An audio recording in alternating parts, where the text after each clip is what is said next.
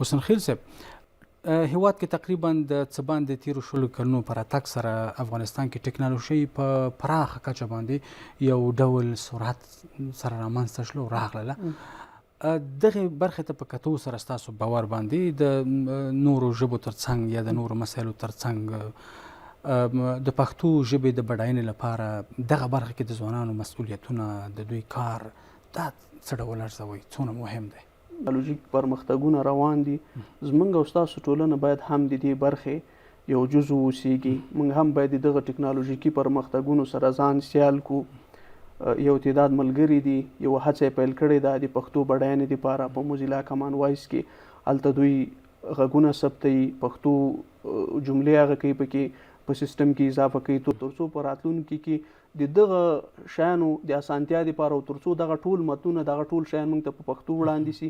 دغه هڅه ځوانانو روانه کړې او دغه هڅه اوس هم روانه ده. الله دې بریالي لري. کور مدان ډېره زیاته مننه. حسن خیل صاحب د دې ګټه څه کېدلی شي، اغېزې څه شی دي په ټولیز ډول باندې؟ مثلا ډېری ممکن داسې فکر وکړي چې دا یو عادي مسله ده، خو د دې د اثبات په خاطر باندې حد اقل که موږ پوه شو مثلا د دې ګټې هغه ټولیز ډول باندې د ټولنې لپاره یا په خپله د پښتو ژبې لپاره دا څومره ګټه لري په ټکنالوژۍ کې؟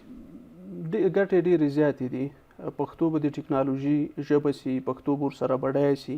په راتلونکي کې به موږ وکولی سو دغه پروګرامونه چې اوس مخکې روان دي په دې به موږ ښه علمي مقالات ولیکل شو په پښتو ژبه باندې، ښه کتابونه کولی سو پرې ولیکل سو.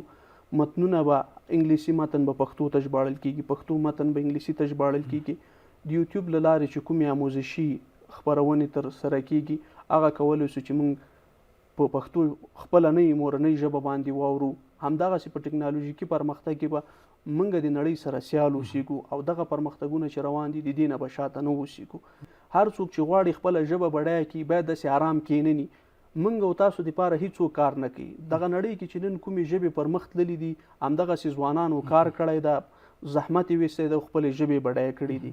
کمان وایس یوازینۍ لاره ده چې په دې کې د نړۍ له 102 ژبې زیاتې دي. هلته خلک کولی شي چې خپلې ژبې دپاره خدمت وکړي تر څو په راتلونکي کې ټکنالوژي د دوی د ژبې نه استفاده وکړي، دوی ته دغه متنونه، دوی ته دغه ویډیوګانې او دغه شیان په خپله ژبه باندې وړاندې کړي. ډېره زیاته مننه. ژوندی اوسئ.